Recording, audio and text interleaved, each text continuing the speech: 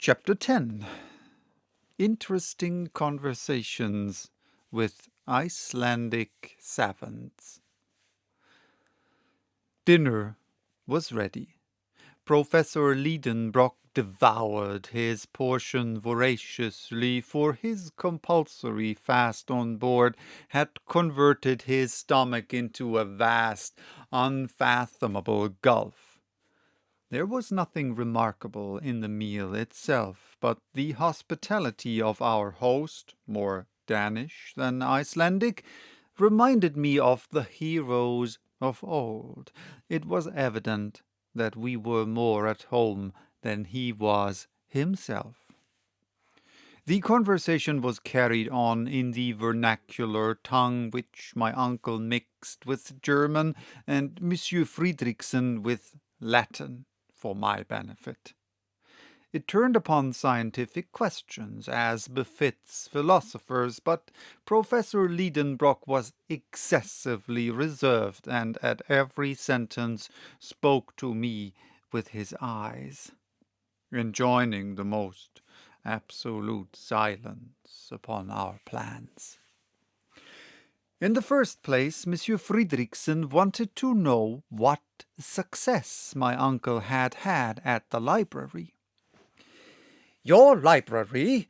Why, there is nothing but a few tattered books upon almost deserted shelves." "Indeed," replied Monsieur Fredrickson. "Why, we possess 8,000 volumes, many of them valuable and scarce works in the old Scandinavian language, and we have all the novelties that Copenhagen sends us every year." "Where do you keep your 8,000 volumes? For my part—" "Oh, Monsieur Liedenbrock, they are all over the country. In this icy region we are fond of study. There is not a farmer nor a fisherman that cannot read and does not read.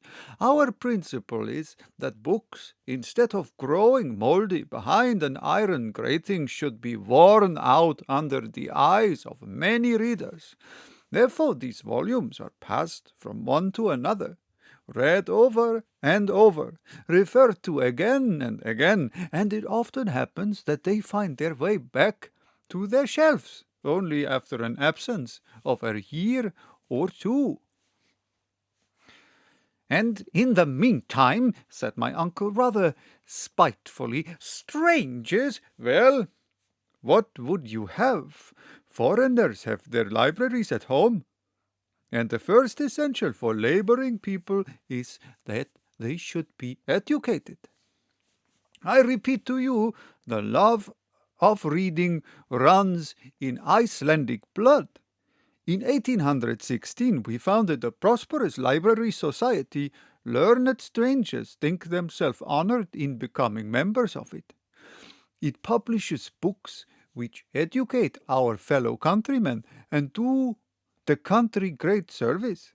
It will consent, if you will consent, to be a corresponding member, Herr Liedenbrock. You will be giving us a great pleasure." My uncle, who had already joined about 100 learned societies, accepted with a grace which evidently touched Monsieur Fredrickson. "Now," said he, "will you be kind enough to tell me what books you hope to find in our library, and I may perhaps enable you to consult them?" My uncle's eyes and mine met. He hesitated. This direct question went to the root of the matter, but after a moment's reflection he decided on speaking. "Monsieur Fredrickson, I wish to know if amongst your ancient books you possessed any of the works of Arne Arneson." "Arneson," replied the Reykjavik professor. "You mean that learned 16th century savant, a naturalist, a chemist, and a traveller?" "Just so." "One of the glories of Icelandic literature and science?" "That's the man." "An illustrious man anywhere?" "Quite so." and whose courage was equal to his genius. I see that you know him well. My uncle was bathed in delight at hearing his hero thus described. He feasted his eyes upon Monsieur Friderikson's face. "Well," he cried, "where are his works?" "His works? We have them not." "What? Not in Iceland?" "They are neither in Iceland nor anywhere else." "Why is that?" "Because Arne Arneson was persecuted for heresy, and in 1573 his books were burned by the hands of the common hangman." "Very good, excellent," cried my uncle, to the great scandal of the professor of natural history. "What?" he cried. Yes, now it's all clear now. It is all unravelled, and I see why Saknussemm put into the Index Expurgatorius and, compelled to hide the discoveries made by his genius, was obliged to bury in an incomprehensible cryptogram the secret. "What secret?" asked Monsieur Frideriksson, starting. "Oh, just a secret which—" my uncle stammered. "Have you some private document in your possession?" asked our host. "No, I was only supposing in a case." "Oh, very well," answered Monsieur Frideriksson, who was kind enough not to pursue the subject when he had noticed the embarrassment of his friend. "I hope you will not leave our island until you have seen some of its mineralogical wealth." "Certainly," replied my uncle, "but I am rather late, or have not others been here before me?" "Yes, Herr Liedenbrock, the labours of Monsieur Olafsson and Povelsen, pursued by order of the king, the researches of Troil, the scientific missions of Monsieur Gaimard and Robert on the French corvette La Recherche, and lately the observations of scientific men who came in the Reine Hortense, have added materially to our knowledge of Iceland. But I assure you there is plenty left." "Do you think so?" said my uncle, pretending to look very modest and trying to hide the curiosity was flashing out of his eyes. "Oh, yes, how many mountains, glaciers, and volcanoes there are to study, which are as yet but imperfectly known. Then, without going any further, that mountain in the horizon, that is Snaefell." "Ah!" said my uncle, as coolly as he was able. "Is that Snaefell?"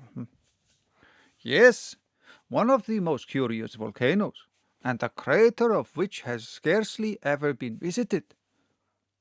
"Is it extinct?" "Oh, yes, more than 500 years. "Well," replied my uncle, who was frantically locking his legs together to keep himself from jumping up in the air, "that is where I mean to begin my geological studies, there on that Fessel, what do you call it?" "Snaefell," replied the excellent Monsieur Frideriksson.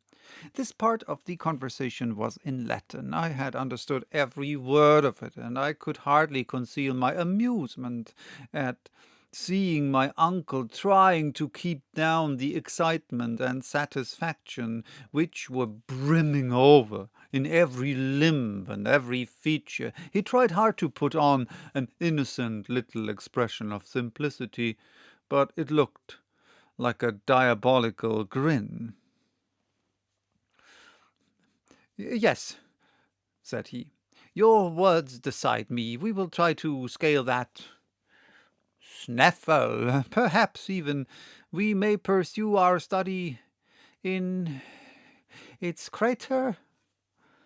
"I am very sorry," said Monsieur Frideriksson, that my engagement will not allow me to absent myself, or I would have accompanied you myself with both pleasure and profit."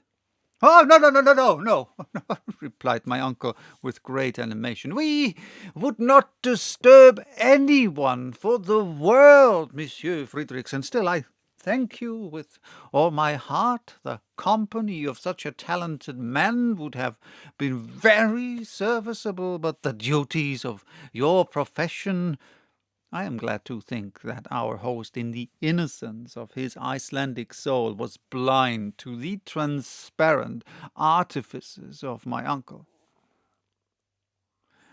"I very much approve of your beginning with that volcano, Monsieur Liedenbrock.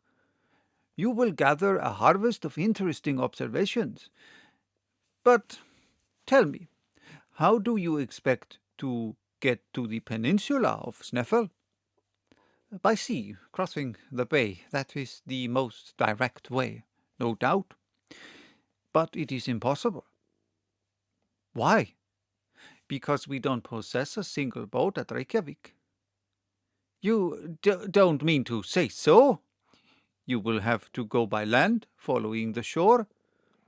"It will be longer, but more interesting." "Well, then, and now I shall have to see about a guide." "I have one to offer you. A safe, intelligent man. Yes, an inhabitant of that peninsula. He is an eider-down hunter, and very clever. He speaks Danish perfectly." "When can I see him?"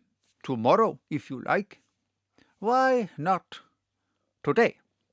"Because he won't be here till tomorrow." "Tomorrow, then," added my uncle with a sigh. This momentous conversation ended in a few minutes, with warm acknowledgments paid by the German to the Icelandic professor. At this dinner my uncle had just elicited important facts, amongst others the history of Saknussemm, the reason of the mysterious document, that his host would not accompany him in his expedition, and that the very next day a guide would be waiting upon him. So that was chapter 10, and I apologize for my horrible fake Icelandic accent. Bye-bye till next time with chapter 11, titled A Guide Found to the Center of the Earth.